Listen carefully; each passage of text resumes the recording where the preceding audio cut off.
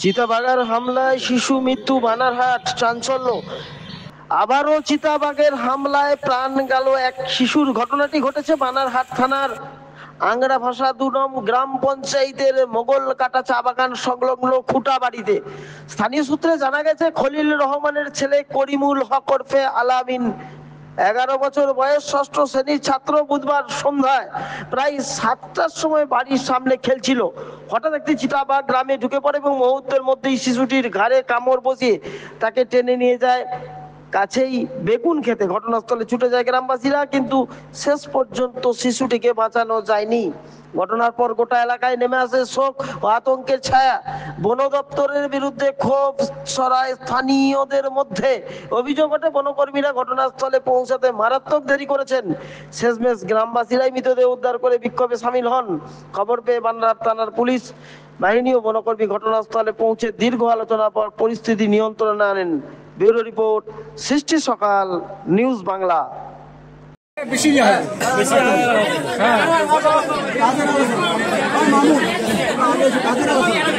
কাজের আলোচনা করো,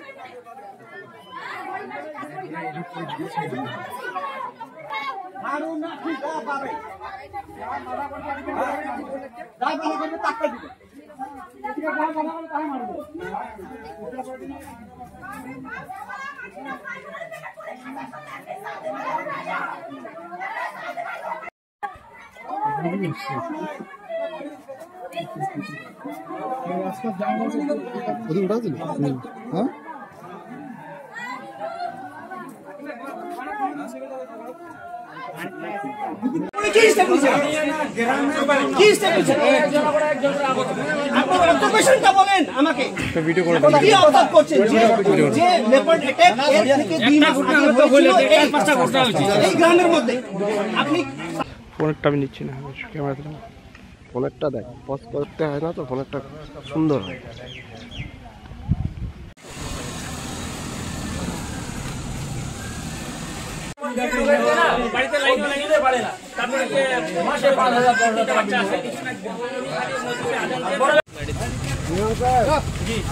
কথা হয়ে গেল দিল্লি, বম্বে, গুজরাট, এর নেক্সট টাইম কিন্তু আপনি আপনার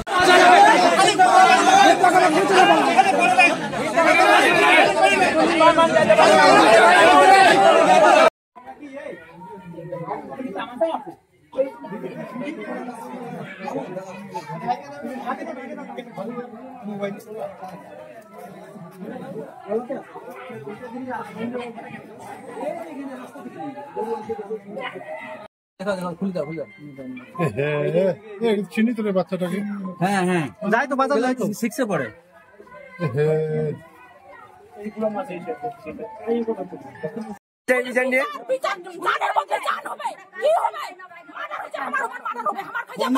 দিন পর পর একটা করে বাচ্চা খাইতে থাকলে সরকারের কাছে বিচার চাই। আগে তো ছিল না এরকম। 3টা বাচ্চা, 3টা বাচ্চা, 3টা ছেলে চলে গেল। এই ডিপার্টমেন্টের কি ফেসালা, সরকার কি ফেসালা করে? ঘটনা হয়েছিল কি, একটা ওই আপনার লেপার্ড একজন ছোট বাচ্চাকে একটু অ্যাটাক করেছিল, যার জন্য ওই বাচ্চা একটা ঘায়েল হয়ে পড়ে মারা গেছে। তো ওই জন্য গ্রামের বাসীরা একটু বিরক্ত ছিলেন। তো আমরা এখানে এলাম আমাদের টিম সাথে, আর ফরেস্ট ডিপার্টমেন্টও এসেছে, আর এখানে বাদবাকি গ্রামবাসীরা ছিলেন। সবার সাথে আমরা কথাবার্তা করে মামলাটাকে একটু শান্ত করেছি। আর বাচ্চার এখন আমরা বডি হসপিটালে পাঠাচ্ছি পোস্টমর্টম করার জন্য। আর এখন সব সিচুয়েশনটা স্যার কটার সময় ঘটনা ঘটে? 7টা দিকে নেওয়া হয়েছিল। ঠিক আছে, থ্যাংক ইউ। আজকে প্রায় 6:30 নাগাদ আমার এই পাশের গ্রাম উত্তর আংরাভাষা, যেটা আমাদের লাগোয়া উত্তর শালবাড়ি লাগোয়া গ্রাম, সেখানে এক লেপার্ড হ্যাঁ, একটা 11 বছর শিশুকে বাড়ির থেকে তুলে নিয়ে যায় এবং সেটা সাথে সাথেই মৃত হয়ে যায়, মৃত্যু হয়ে যায়। এই যে শুনেন, বন দপ্তর থেকে বলবো কি, বন দপ্তরের মতোই কাজ করে, আপনারা জানেন, ঠিক আছে। বন দপ্তর যে একটা রেসপন্স হিসাবে কাজ করে সেটাও একটা নাই।